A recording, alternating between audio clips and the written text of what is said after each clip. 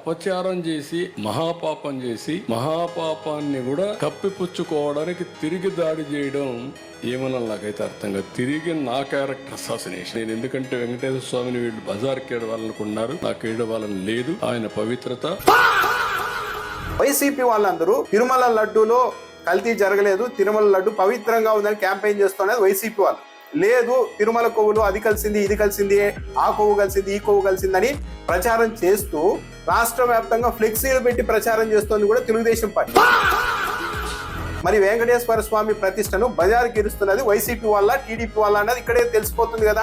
ఒకసారి నేను నమ్మేది కలియుగ దేవుడు వెంకటేశ్వర స్వామి. వెంకటేశ్వర స్వామికి పవర్స్ ఉన్నాయి.